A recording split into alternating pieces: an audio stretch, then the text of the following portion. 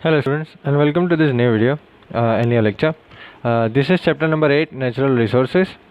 Let us study what are the natural resources. See, our wants are satisfied partially or completely through our resources, right? But our wants are unlimited. We have thousands of wants. We have unlimited wants, and all those things cannot be completed with the resources that we have studied in economic development. Okay, all these things which are in the nature, we cannot call them resources, because resources are those things which are utilized by man through special knowledge and expertise.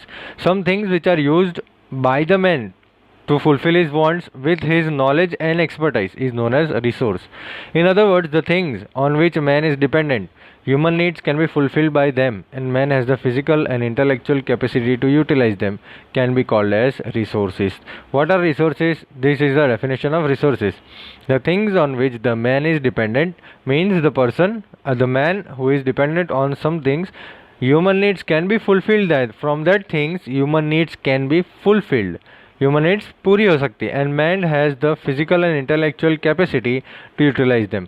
और man के पास, इंसान के पास intellectual मतलब एकदम intelligent है, वो उसको यूटिलाइज करने में, उसको यूज़ करने में, और फिजिकली कैपेबल है, तो उसको हम बोलते हैं resources. This is the definition. Please आप अपनी टेक्स्ट बुक में टिक कर देना अगर है तो. Okay, anything which is use to fulfil the human needs becomes a resource. तो ये जनरल बोलते हैं हम कि रिसोर्स क्या होता है कि भाई ऐसी कोई भी चीज़ जो ह्यूमन नीड्स को फुलफिल कर सके इज़ नोन एज रिसोर्स. देखो, पहले के ज़माने में ज़मीन के अंदर बहुत सारे मिनरल्स मिलते थे, है ना. लेकिन मैन को ये चीज़ पता नहीं थी कि भाई ज़मीन के अंदर मिनरल्स होते हैं. तो वो लोग, वो जो मिनरल्स हैं, वो टाइम पे मैन के लिए वो रिसोर्सेस नहीं थे. लेकिन आज उनका यूज़ हमको जब पता चला कि वो मिनरल्स कितने इंपॉर्टेंट है, आयरन है, कॉपर है, what ever it is, all the minerals जो हमको ज़मीन से मिलते हैं, तो वो कितने इम्पॉर्टेंट है. और फिर हमने क्या किया, हमने माइनिंग के टेक्निक्स डेवलप किए, और फिर वो हमारे लिए रिसोर्सेज बने. तो नेचुरल रिसोर्सेज वो दोनों होने चाहिए, क्या यूज़ भी होने चाहिए और चलने भी चाहिए. तो the resources are made of interactions of three: nature, man and culture. तो नेचर, मैन और कल्चर. कल्चर मतलब कैपेबिलिटी एंड यूटिलिटी, उसकी जो यूज़ कैसे करना है और कैसे हम उसको अपनी ज़िंदगी में डाल सकते हैं. तो तीन चीज़ों से बना है ये resources: nature, man and culture. Use of resources देखते हैं. ओके, हम ह्यूमन लाइफ में बहुत सारे रिसोर्सेज देखते हैं, लेकिन हम इग्नोर करते हैं. All the activities from agriculture industries ultimately depend on natural resources. देखो बेटा, नेचुरल रिसोर्सेज पे ही डिपेंडेंट है all the things, right. Industries है, एग्रीकल्चर है, सब सेक्टर्स जो हैं वो नेचुरल रिसोर्सेज पे ही डिपेंडेंट है. तो हम आगे देखते हैं भाई रिसोर्स कैसे हम यूज़ कर सकते हैं. ठीक है, first point, resource as food, खाने. Various food requirements of man are complied by various resources. तो हमारी बहुत सारी अलग अलग इच्छाएं जो खाने की होती है, फूड की होती है, वो वेरियस रिसोर्सेज हमारे फुलफिल करते हैं. जैसे फ्रूट्स नेचुरली ग्रो होते हैं, फिर हमको क्रॉप्स मिलते हैं एग्रीकल्चर से, है ना, व्हीट, राइस, ज्वार, मेज़, बाजरी, ऑल द क्रॉप्स. मिल्क मिलता है हमको, और उसके products, cheese, butter and all that, butter milk. And meat obtained through domestic animals. Meat मतलब जो मांस मिलता है, जो खाते हैं लोग. फिश मिलती है एक्वेटिक एनिमल्स से. एक्वेटिक एनिमल्स मिलते हैं फ्रॉम रिजर्वायर्स. रिजर्वायर्स मतलब पानी की बॉडी, वाटर बॉडी, जहाँ वहाँ से हमको एक्वेटिक एनिमल्स मिलते हैं. हनी बीज हनी प्रिपेयर करती है. तो ये सब चीज़ एज फूड आइटम्स हम डायरेक्टली कंज्यूम करते हैं. डायरेक्टली मतलब नेचुरली कंज्यूम करते हैं. Resource as a source of raw material. तो देखो बेटा, रॉ मटेरियल मतलब क्या, what is the meaning of raw material? कच्चा माल. Okay, various goods obtained from forest, agro products, wool, hides and meat available from animal, mineral ores etc. from the raw material for many industries. हमको जो भी forest से मिलता है, agro products है, फिर वूल है, हाइड मतलब चमड़ी होती है, और मीट है जो हमको एनिमल से मिलती है. तो ये सब चीज़ें हम दूसरी इंडस्ट्रीज़ को एज रॉ मटेरियल यूज़ करते हैं. जैसे लकड़ा है तो उसको कहीं इंडस्ट्री में ज़रूरत पड़ेगी, एग्रो प्रोडक्ट्स है तो उसको मैन्युफैक्चरिंग की ज़रूरत पड़ेगी, वूल है तो उसमें से कपड़े बनेंगे, हाइड्स है तो जूते बनते हैं ना, पट्टे बनते हैं, ऑल दैट थिंग्स, बेल्ट बनते हैं. मीट है तो उसका पैकेट बनता है. तो एक रॉ मटेरियल के तरह ये यूज़ होता है. Okay, let's see resource as energy resource. See students, energy resource मतलब क्या? हमको जो भी एनर्जी रिसोर्स दे सकता है, कोई भी रिसोर्स अगर एनर्जी दे सकता है तो वो एनर्जी रिसोर्स में आता है। जैसे कोल, पेट्रोलियम, नेचुरल गैस इंडस्ट्रीज़ में यूज़ होता है ना, हम भी यूज़ करते हैं। पेट्रोलियम जो है वो हमारे बाइक के अंदर, गाड़ी के अंदर हम भरवाते हैं एज अ डोमेस्टिक फ्यूल, तो उसको हम डोमेस्टिक फ्यूल बोलते हैं। इंडस्ट्रीज़ में भी ज़रूरत पड़ती है डीजल की, नेचुरल गैस की, कोल की, चलने के लिए, मशीन चलाने के लिए। और एनर्जी कहाँ से जनरेट हो सकती है? सोलर आइसोलेशन से भी हो सकती है, विंड से भी हो सकती है, सी वेव से भी हो सकती है, टाइड से भी हो सकती है, and abs and waterfall. Tides and abs, abs मतलब वापस जाना पानी का, एंड वाटरफॉल्स, तो वहाँ से भी हमको एनर्जी मिल सकती है। तो ये है रिसोर्स एज एनर्जी रिसोर्सेज। तो बेटा हमने देखा uses of natural resource, uses of resources. तो फर्स्ट यूजेस है फूड, हम खाने के लिए यूज़ करते हैं। सेकेंड यूजेस हम as a raw material use करते हैं, है ना, कच्ची प्रोडक्ट को पकाने के लिए, नई प्रोडक्ट बनाने के लिए हम कच्ची प्रोडक्ट को डालते हैं। और as a energy resource. Okay बेटा, हम टाइप्स ऑफ रिसोर्स देखेंगे on the basis of ownership और on the basis of re availability, और third point on the basis of distribution centers. तो फर्स्ट पॉइंट देखते हैं on the basis of ownership. Ownership मतलब किसकी मिल्कत है, वो किसकी मालिकी है उस पर। तो इंडिविजुअल रिसोर्स, तो मालिकी है इंडिविजुअल और फैमिली की। जैसे लैंड, बिल्डिंग है ना, अपना घर है, तो फैमिली या इंडिविजुअल की मालिकी का होता है। नेशनल रिसोर्स मतलब एक कंट्री या किसी रीजन की मालिकी का होता है। जैसे आर्मी, तो आर्मी पूरी कंट्री की मालिकी का है।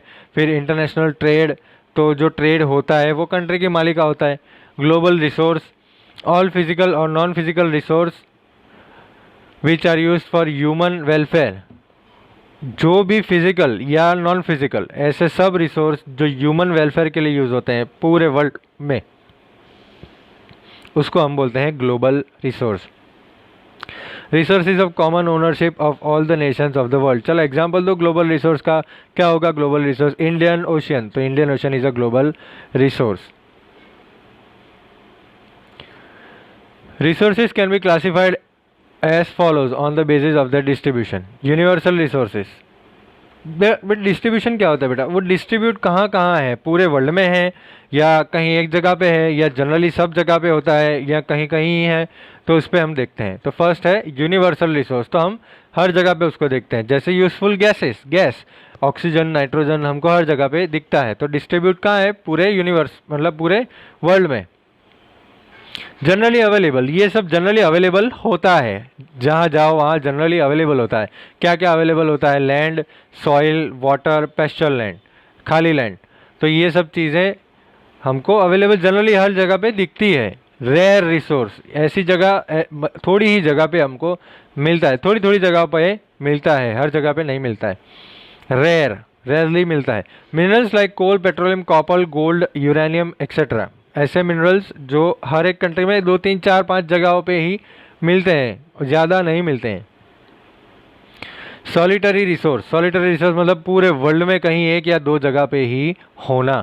जैसे क्रायोलाइट, क्रायोलाइट एक स्टोन है which is available only in Greenland, Greenland में ही अवेलेबल है, बाकी कहीं भी नहीं है। ओके, हमने देखा ये 2 टाइप्स। अभी थर्ड टाइप जो हम देखने वाले थे वो कौन सा टाइप था, मुझे बताइए। On the basis of ownership देख लिया, on the basis of distribution देख लिया, अभी हम देखेंगे on the basis of re availability. री अवेलेबिलिटी देखेंगे हम।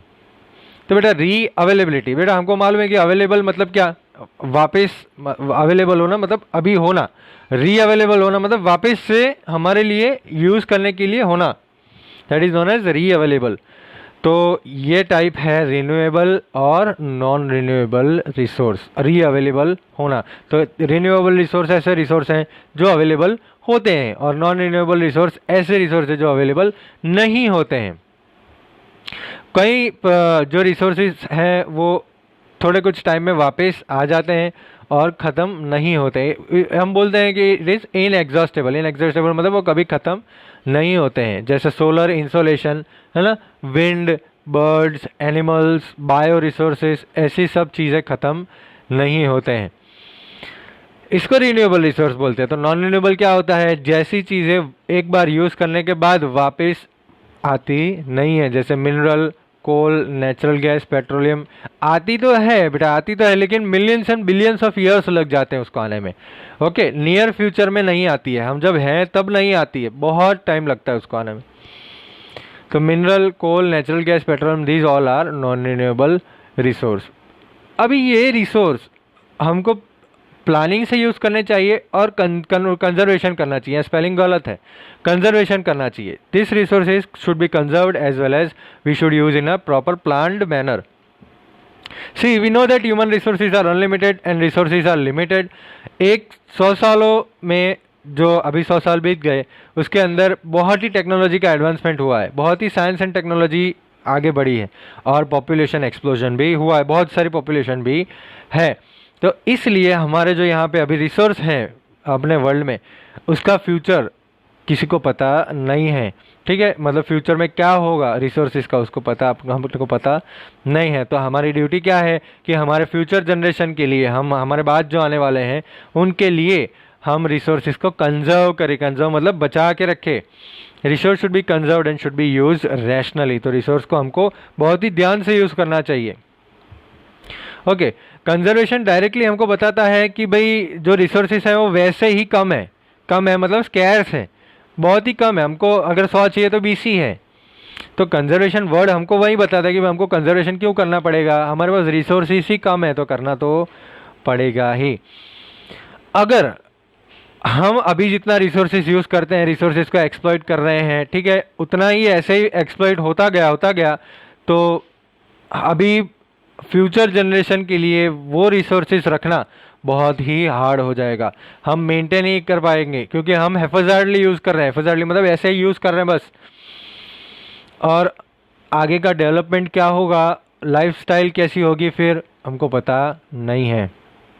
तो हमको कंजर्वेशन करना चाहिए, हमको रैशनल यूज़ करना चाहिए, रैशनल में कम यूज़ करना चाहिए और रीयूजेज करना चाहिए, जो भी हो सकता है उसको रीयूज़ करना चाहिए। जब एक ट्री और एक ह्यूमन लाइफ दोनों के एग्जिस्टेंस पे डेंजर आ जाता है तो उसके लिए जो अरेंजमेंट बनाया जाता है उसको बोलते हैं हम कंजर्वेशन, ठीक है। When there is a danger of existence on the life of a tree और a human life, the arrangement made for it is called conservation. Conservation मतलब क्या बेटा, जब भी ह्यूमन और ट्री दोनों की लाइफ पे डेंजर आ जाता है या दोनों के एग्जिस्टेंस पे वो अभी है तो चले जाएंगे, ऐसा कुछ हो जाए, ऐसा डेंजर आ जाए, तो उसके लिए जो भी स्टेप्स लेने पड़े उसको हम बोलते हैं कंजर्वेशन। थोड़ा कंजर्वेशन के बारे में पढ़ते हैं। First of all gather information about the, हमको देखो हमको क्या करना है, प्लानिंग और कंजर्वेशन करना है। प्लानिंग के लिए सबसे पहले हमको क्या ज़रूरत है, इन्फॉर्मेशन की। अगर हमको डेटा ही नहीं है हमारे पास, अगर इन्फॉर्मेशन ही नहीं है तो हम कंजर्वेशन नहीं कर पाएंगे। हमको रिसोर्सेज के बारे में मालूम ही नहीं है तो हम कैसे कंजर्वेशन कर पाएंगे। तो first of all gather information about the availability of utilised, unutilised और प्रोबेबल रिसोर्स। जो भी यूटिलाइज मतलब क्या, जो यूज़ हो चुके हैं उतने रिसोर्स, अनयूटिलाइज मतलब जो हमारे पास अभी है उतने रिसोर्स, और प्रोबेबल मतलब फ्यूचर को हमें फ्यूचर में कितने रिसोर्स मिल सकते हैं।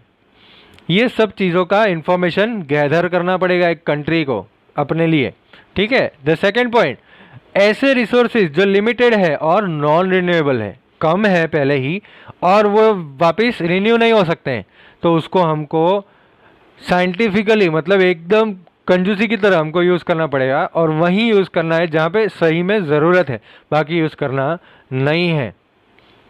थर्ड पॉइंट क्या है कि भाई जो रिसोर्सेज का क्वांटिटी बढ़ सकता है, जिसको हम बढ़ा सकते हैं, तो उसके लिए हमको अटेम्प्ट्स करने चाहिए, हमको ट्राई करना चाहिए कि ऐसे रिसोर्सेज को डेवलप करें जिसकी क्वांटिटी बढ़ सके।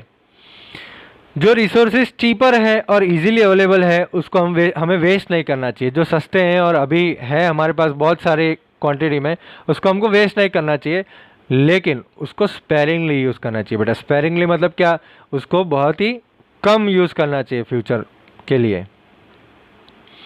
Those resources which are in limited quantity should be conserved, finding its alternative option through technical development is favourable in long term. इसका मतलब क्या हो बेटा कि जो रिसोर्सेज कम क्वांटिटी में है, लिमिटेड क्वांटिटी में है, उसको कंजर्व करना चाहिए, उसको बचा के रखना चाहिए, उसके ऑल्टरनेटिव ऑप्शन को फाइंड करना चाहिए कि भाई अगर उसका ऑल्टरनेटिव ऑप्शन मिल जाता है तो ये हम लंबे समय तक थोड़ा बचा सकते हैं।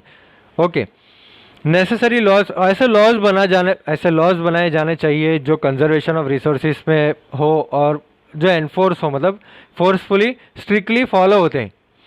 सिटीजन्स को बता देना चाहिए, पब्लिक अवेयरनेस करनी चाहिए कि भाई हमको रिसोर्सेज कम यूज़ करने हैं, ये रिसोर्सेज जो कम है उसको कम यूज़ करना है, इतना इतना यूज़ करना है, इससे ज़्यादा यूज़ नहीं करना है, और पब्लिक अवेयरनेस हमको जनरेट करना चाहिए।